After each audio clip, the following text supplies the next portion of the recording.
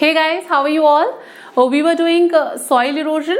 Soil erosion problem हम लोग cover कर रहे थे. We have already covered the types of it, and in today's video we'll be going to learn about the causes and the solutions of soil erosion problem, right? तो आज के video में हम लोग causes and जो soil erosion के जो solutions है जिस problem का वो हम लोग cover करेंगे.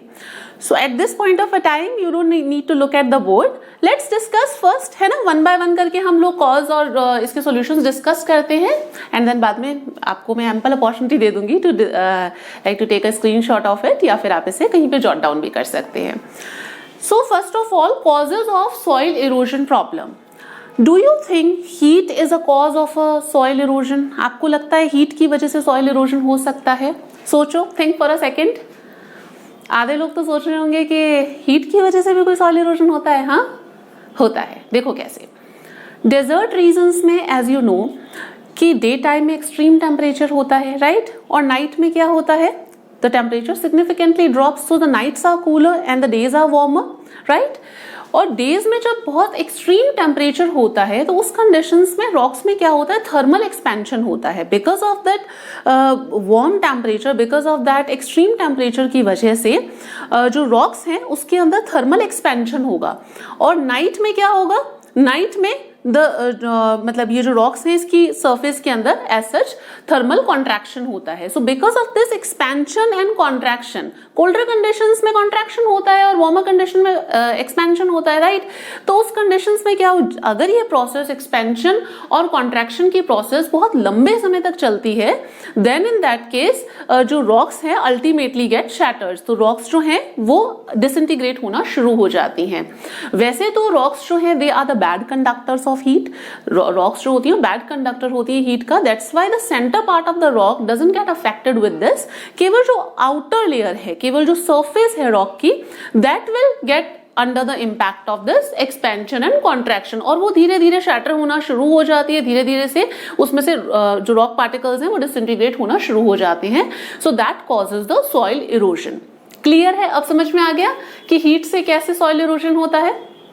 How come heat is a cause of a soil erosion, right? So ये हुआ हीट की बात. सेकेंड थिंग हम लोग डिस्कस कर चुके हैं प्रीवियस वीडियो में कि जो विंड और वाटर के थ्रू किस टाइप से सॉइल इरोजन होता है. So I don't think so we need to again discuss the same thing. बहुत अच्छे से हमने डिस्कस किया है. If you haven't watched the previous video तो आप एक बार देख लीजिएगा. तो विंड और वाटर के थ्रू हम लोग डिस्कस कर चुके हैं. Now comes the deforestation. पहले मुझे बताओ कि डिफॉरेस्टेशन से कैसे सॉइल इरोजन होता है. डिफॉरेस्टेशन प्रोसेस के थ्रू डू यू थिंक कि सॉइल इरोजन होता है? पहले तो जो फॉरेस्ट है, जो प्लांट है, सपोज अगर प्लांट और ट्रीज, इनका रोल क्या होता है सॉइल इरोजन के अंदर, मतलब ये कैसे प्रोटेक्ट करती हैं. आप सभी को पता होगा कि जो प्लांट्स हैं उनकी जो रूट्स हैं they actually binds the soil, ठीक है. तो उसकी वजह से कोई एक्सीडेंटल ऐसा रन ऑफ वगैरह नहीं होता. सॉइल जो प्लांट की रूट्स होती हैं वो सॉइल को बाइंड करके रखती हैं. तो इसलिए प्लांट्स का बहुत ही सिग्निफिकेंट रोल होता है सॉइल इरोजन को रोकने में, ठीक है. अब डिफॉरेस्टेशन की वजह से कैसे सॉइल इरोजन होगा. Deforestation which means loss of vegetation cover. Loss of vegetation cover, जब वेजिटेशन ही नहीं होगी, लॉस हो जाएगा वेजिटेशन कवर का. सो जो मतलब सॉइल है दैट विल बिल्कुल एक्सपोज हो जाएगी, right. Soil will get exposed, और सॉइल जब एक्सपोज हो जाएगी तो वो जो एजेंट्स ऑफ ग्रेडेशंस हैं वो उस पर बहुत ज्यादा इफेक्टिवली काम कर पाएंगे. जैसे कि विंड हो गई, वाटर हो गया, तो उसका डायरेक्ट इम्पैक्ट उसके ऊपर होगा and that will accelerate the weathering process and that will accelerate the erosion process, right. तो उसकी वजह से सॉइल इरोजन और ज्यादा होता है. तो डिफॉरेस्टेशन की वजह से हमने देखा किस प्रकार से सॉइल इरोजन कॉज होता है. Because of the vegetation loss. Vegetation loss की वजह से वहां पे जो मतलब इरोजन प्रोसेस है दैट गेट एसिलरेट्स, क्योंकि वेजिटेशन नहीं होगी तो रूट्स कैसे बाइंड करके रखेंगी, ठीक है. और इसके बाद में there is another cause of soil erosion. अगर हम बात करें overgrazing. Do you think overgrazing causes soil erosion and how? कैसे overgrazing, some of you might think कि हाँ ओवरग्रेजिंग की वजह से सॉइल इरोजन होता तो है, बट होता कैसे है वो हमें नहीं पता. हाँ, सोचो कैसे होता है ओवरग्रेजिंग की वजह से सॉइल इरोजन कैसे होगा. देखो पहले तो ये देखो कि ओवर ग्रेजिंग किस वजह से होगी, है ना। ओवर ग्रेजिंग तब होगी when there is intensive cattle raising, जब बहुत ज्यादा भेड़ बकरियां होंगी और उनके पास में खाना उतना नहीं होगा, है ना, तो उस केस में होगा। पास्चर्स आर नॉट देयर, उतने ज्यादा पास्चर, सिग्निफिकेंट पास्चर्स नहीं है, और इंटेंसिव कैटल रेजिंग है। आपने जैसे डेजर्टिक रीजन्स के अंदर देखा होगा, because of as a additional source of income कई जगह पे मतलब कि कैटल्स को बहुत ज्यादा रेज किया जाता है, और कई जगह पे as a primary source of income also cattles की बहुत ज्यादा इंटेंसिव रेजिंग की जाती है। अब कैटल्स जो है उनके लिए अब कैटल्स को इतना ज्यादा इंटेंसिवली रेज किया जाता है, तो उससे क्या होगा, प्रेशर क्रिएट होगा क्योंकि उतने ज्यादा पास्चर्स तो है नहीं। प्रेशर क्रिएट किस पे होगा, प्लांट्स के ऊपर। प्लांट्स जो है उनका ग्रोथ पीरियड जो है वो पूरा कंप्लीट नहीं हो पाता, उससे पहले ही भेड़ बकरियां चढ़ जाती हैं, है ना, तो उनका ग्रोथ पीरियड ही कंप्लीट नहीं हो पा रहा है। एंड प्लस जो कैटल्स हैं उनके वेट की वजह से भी आपने देखा होगा कि जो प्लांट्स हैं they end up get crushed up, है ना, तो वो क्रश अप हो जाते हैं। एंड प्लांट और कैटल्स की वजह से सॉइल भी एक जगह से दूसरी जगह पे ट्रांसपोर्ट होती है। When the soil get transported from one place to another, so that is तो उस वजह से क्या होगा, that will accelerate the problem of ये जो सॉइल इरोजन की प्रॉब्लम है, that causes the problem of soil erosion, क्योंकि टॉप लेयर इस प्रकार से ट्रांसपोर्ट हो रही है। क्लियर है ये बात कि किस तरीके से ओवर ग्रेजिंग जो है that actually leads to the soil erosion. तो हमने डिफॉरेस्टेशन, ओवरग्रेजिंग इसकी बात कर ली। Now let's talk about another important cause of soil erosion which is frost wedging. Frost wedging क्या होता है, देखो एक बिल्कुल सिंपल लेमैन सी भाषा में अगर आपको समझाऊं तो फ्रॉस्ट वेजिंग क्या होता है कि जब पानी जो है वो रॉक के क्रैक्स जो होते हैं ना, फ्रैक्चर्स, जब उसके अंदर जाकर के जम जाता है ना, उसे बोलते हैं frost wedging, right. So when water gets freeze into the cracks or fractures of a rock, that is known as frost wedging। अब उससे क्या होगा, आपने देखा होगा कि जब टेम्परेचर बहुत सिग्निफिकेंटली ड्रॉप हो जाता है, पानी जमना शुरू हो जाता है, फ्रीज होना शुरू हो जाता है, सो उस केस में क्या होगा, रॉक के जो क्रैक्स हैं बहुत छोटे छोटे से क्रैक्स होते हैं, hairline cracks as such initially तो वैसे ही होते हैं। सो अब उसके अंदर पानी गया, ठीक है, पानी तो उसके अंदर चला गया, but when that water get freezes, जब वाटर फ्रीज होता है तो उस कंडीशन में it expands to what extent, it expands to 9 times of its volume. ध्यान रखना, वाटर जो है वो जब फ्रीज होता है so it expands to the 9 times of its volume. जब वो फ्रीज होगा and it will get expand होगा, तो उस वजह से क्या होगा, रॉक की जो क्रैक जो था जिसके अंदर वो फ्रीज हुआ है, सो जो क्रैक या जो फ्रैक्चर है उसकी जो वॉल्स हैं उसके ऊपर प्रेशर पड़ेगा, है ना, वाटर फ्रीज हुआ, उसकी क्रैक्स के ऊपर प्रेशर पड़ा and that crack gets wider, crack wide होना शुरू हो गया। एंड धीरे धीरे ये प्रोसेस तब तक चलती जाती है जब तक rock will not get break apart, जब तक रॉक टूट नहीं जाती, उसका डिसइंटीग्रेशन नहीं हो जाता, तब तक ये प्रोसेस चलती रहती है। डे टाइम में वापस वही थॉइंग होगी, पानी बन जाएगा, एंड देन नाइट में या जब भी बिलो 0 डिग्री टेम्परेचर होगा then it get freezes and then it further expands. तो इस प्रकार से एक्सपेंशन और कॉन्ट्रैक्शन की प्रोसेस होती है, that is frost wedging. I hope frost wedging is clear to you. उसके बाद में एक और कॉज की बात करते हैं that causes soil erosion, agrochemicals. देखो आपने देखा होगा कि भी फार्मर्स जो हमारे हैं they actually use pesticides and जो पेस्टिसाइड्स हो गए, फर्टिलाइजर्स हो गए, उन्हें यूज करते हैं to get a good harvest, to get a good produce, है ना। बट वही चीज है, अति सबकी खराब नुकसानदायक होती है ना। तो जब इन फर्टिलाइजर्स को या पेस्टिसाइड्स को बहुत एक्सेसिवली यूज किया जाता है, मतलब जितनी रिक्वायरमेंट है उससे हम डबल यूज कर रहे हैं, तो उस केस में क्या होता है कि सॉइल के ऊपर एडवर्स इफेक्ट पड़ता है, सॉइल की फर्टिलिटी लूज होने लगती है, सॉइल के ऊपर एडवर्स इम्पैक्ट पड़ने लगता है। कैसे, जैसे कि अगर फॉस्फेरिक केमिकल्स हैं सपोज, राइट, फॉस्फेरिक केमिकल्स को जो फॉस्फेरिक केमिकल्स हैं उसकी अगर क्वांटिटी बहुत ज्यादा है, राइट। अगर फॉस्फेरिक केमिकल्स आप बहुत ज्यादा यूज कर रहे हो तो उसकी वजह से जो माइक्रो ऑर्गेनिजम्स हैं सॉइल मॉइस्चर के अंदर, आपने देखा होगा जो माइक्रो ऑर्गेनिजम्स हैं उसके अंदर उन माइक्रो ऑर्गेनिजम्स में इम्बैलेंस क्रिएट होना शुरू हो जाता है। एंड प्लस फॉस्फेरिक केमिकल्स जो हैं that helps in the growth of जो एडवर्स बैक्टीरिया है, जो हार्मफुल बैक्टीरिया है, उनकी ग्रोथ को भी एक्सेलरेट करता है, राइट। तो जब सॉइल का जो फिजिकल मेकअप है if that will get destroyed, जब सॉइल की क्वालिटी डिट्योरेट होनी शुरू होती है, खराब होनी शुरू होती है, तो उस केस में सॉइल जो है that will become expose to the soil erosion, right. तो उसमें एक्सेलरेशन तो उसके अंदर जो इरोजन है उसकी प्रोसेस जो है वो एक्सेलरेट हो जाती है।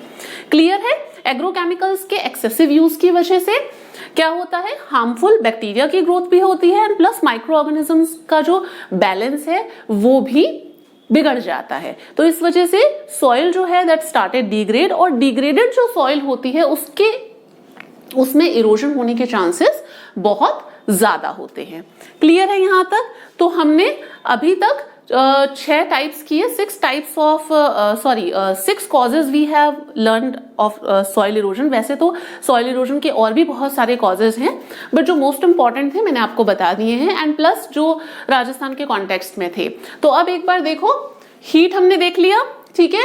Wind and water erosion we have cover. Heat में हमने थर्मल एक्सपेंशन और कॉन्ट्रैक्शन देखा था। विंड और वाटर हम लोग प्रीवियस वीडियो में कवर कर चुके हैं। डिफॉरेस्टेशन मैंने बताया था किस तरीके से वेजिटेशन कवर लॉस हो जाता है, तो उस वजह से सॉइल जो है दैट विल गेट एक्सपोज्ड और वो सॉइल इरोजन एक्सेलरेट होता है। ओवरग्रेजिंग की हमने बात कर ली, because of the intensive cattle raising जो प्लांट्स है उसके ऊपर प्रेशर बहुत ज्यादा पड़ता है, and plus plant doesn't get the recovery period, उनकी ग्रोथ प्रॉपर नहीं हो पाती, उनको प्रॉपर रिकवर करने का टाइम नहीं मिलता है ना, उससे पहले ही भेड़ बकरियां चल जाती हैं। तो ये हो गया overgrazing. And frost wedging we have seen 9 times it expands to its volume. तो इस वजह से जब वो एक्सपैंड करेगा, प्रेशर क्रिएट होगा on the walls of the rocks, तो उस वजह से क्या होगा, आपके सॉइल इरोजन होगा, जो रॉक्स है वो that will get breaks apart. Agrochemicals की हमने बात कर ही ली। क्लियर है यहां तक? आई होप दिस इज क्लियर। बात करते हैं सॉल्यूशंस ऑफ सॉइल प्रॉब्लम। जो सॉइल इरोजन की प्रॉब्लम है उसके सॉल्यूशंस क्या हो सकते हैं। पहले तो वही जो कॉजेस थे उसी को ही आप देखो कि किस तरीके से हम कर सकते हैं, तो वही चीजें आप सॉल्यूशंस में लिखोगे। जैसे कि डिफॉरेस्टेशन है तो उसमें क्या होगा, एफॉरेस्टेशन है ना, फॉरेस्टेशन करना, जैसे कि अगर आप जो माउंटेन हिल स्लोप्स है वहां पे फॉरेस्टेशन करना, एंड प्लस जो इनफर्टाइल लैंड जो लैंड्स है वहां पे फॉरेस्टेशन करना, that will helps to reduce the problem of soil erosion, right. उसके अलावा fencing of agriculture farm. Fencing कैसे, जैसे कि आपने कई बार देखा होगा कि जो लोहे के जो मतलब वायर्स वगैरह होते हैं ना, उससे लोग फेंसिंग कर देते हैं, मतलब उससे आप ये कह सकते हैं कि एक जाल सा बनाए थे ना, साइड्स में नेटिंग करते हैं, मैश लाइक सा वो बना देते हैं, तो उसे बोला जाता है फेंसिंग करना। कई बार आपने कई जगहों पे ऐसा भी देखा होगा, जैसे स्लोप्स वगैरह में, कि जो ये मतलब वहां पे ना स्टोन्स भी रखे जाते हैं, स्टोन्स के ऊपर जो वायर्स हैं उससे पूरी नेटिंग कर दी जाती है, वायर नेटिंग या फिर जैसे स्टोन प्लेटिंग भी बोला जाता है।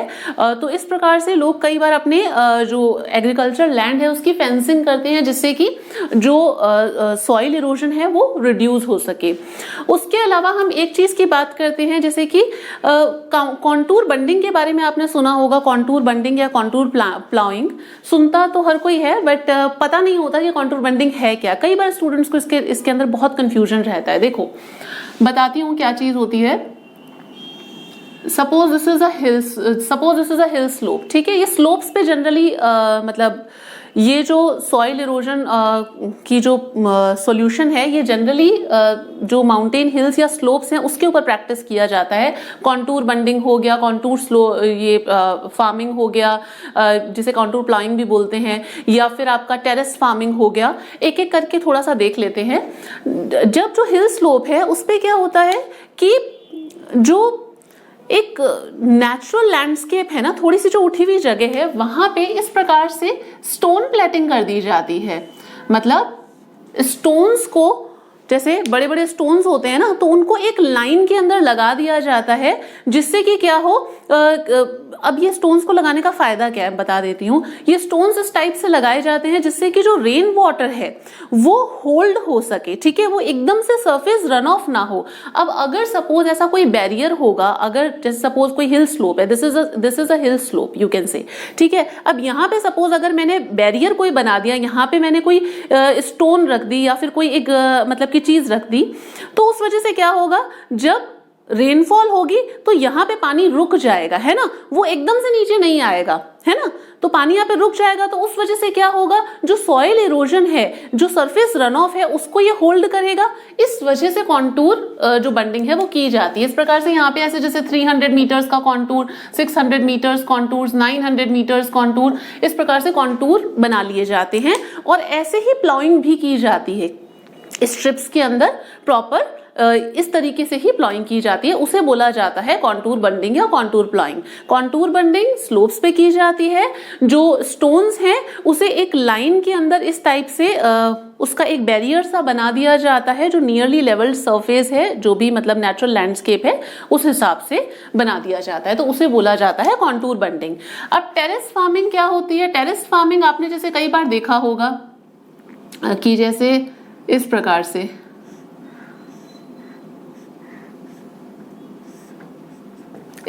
आपने टेरेस बने हुए देखे होंगे, जैसे चाय बागान वगैरह देखे हैं ना, तो वहां पे क्या होता है, इस प्रकार से टेरेस फार्मिंग की जाती है, जैसे सीढ़ियां होती हैं उसकी तरह वैसे फार्मिंग की जाती है, जिससे कि क्या होता है, व्हेन द रेनफॉल अकर्स, जब भी रेनफॉल होगी तो वो क्या है, इस तरीके से पानी यूं जाएगा, राइट, तो एकदम से एक रैपिड सरफेस रन ऑफ नहीं होगा, है ना, थोड़ा वहां पे रुक जाता है पानी। अगर टेरेस नहीं बना रखा होगा तो वो एकदम से बिल्कुल नीचे की तरफ चला जाएगा। ये सब सॉइल इरोजन को रिड्यूस करने के लिए या सॉइल इरोजन को कॉम्बेट करने के लिए ही ये सब मेथड्स अपनाए जाते हैं फार्मिंग के अंदर।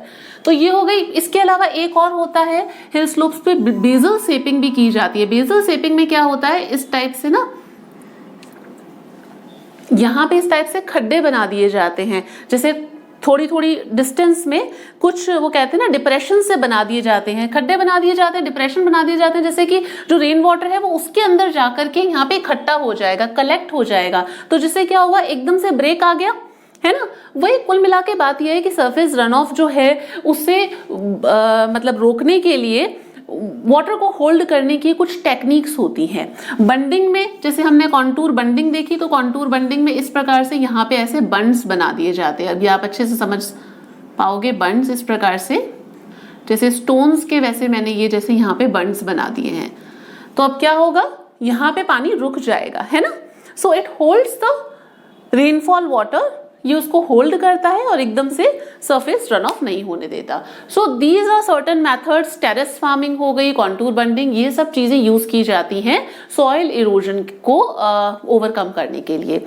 तो ये बात कर ली हमने यहाँ पे फेंसिंग एग्रीकल्चर लैंड की, फॉरेस्टेशन देख लिया, we have seen contour bunding, we have seen terrace farming also, and planting strips of trees on the boundaries of desert areas. एक चीज ध्यान रखना, कई बार लोग ना डेजर्ट रीजन के अंदर, स्पेशली डेजर्ट रीजन के अंदर शेल्टर बेल्ट्स लगाई जाती है। शेल्टर बेल्ट्स कैसे, जैसे कि सपोज ये एक कोई एग्रीकल्चर पैच लैंड है, ठीक है, यहाँ पे इस लैंड के अंदर एग्रीकल्चर हो रहा है और विंड जो है which is blowing in this direction, wind की डायरेक्शन यहाँ पे है, इस डायरेक्शन में विंड ब्लो कर रही है। तो ये क्या करते हैं, जो ये एग्रीकल्चर लैंड का जो ये बिल्कुल एज है वहां पे इस टाइप से ट्रीज प्लांट कर देते हैं।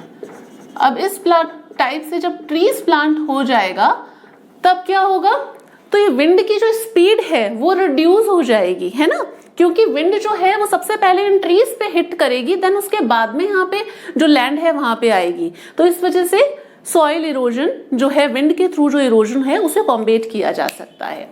सो I hope this is clear. Shelter belts क्या होती हैं कि जो फार्म लैंड है उसके एजेस पर ये इस प्रकार से ट्रीज लगा देते हैं। और खैर ये अच्छी भी चीज है, क्योंकि this is also additional source of income for them. एक बार आपने ट्रीज लगा दिए and then later on it will give good returns to the farmer. Clear है यहाँ तक? तो यही बात मैंने यहाँ पे लिखी है, planting strip of trees and shelter belts in the arid regions which minimise the impact of wind. ठीक है, वो विंड का जो इम्पैक्ट है उसे मिनिमाइज करती है। तो ये सारी हमने सॉल्यूशंस देख लिए सॉइल इरोजन के। क्लियर है यहाँ तक? तो हमने सॉइल इरोजन प्रॉब्लम हम ऑलरेडी कवर कर चुके थे। इस वीडियो में हमने सॉइल के कॉजेज और जो सॉइल इरोजन की प्रॉब्लम है उसके कॉजेज और हमने उसके सॉल्यूशंस भी कवर कर लिए। इसके अलावा कुछ और सॉइल एसोसिएटेड प्रॉब्लम्स भी हैं, वो मैं कोशिश करूंगी कि नेक्स्ट वीडियो में सारी एक साथ कवर कर दूं। ठीक है, so this is all about the video and if you find this video useful, then please do hit a like and please do recommend it to your friends. Your recommendations means a lot for me. Thank you so much, and till then stay tuned. See you in the next video. Bye.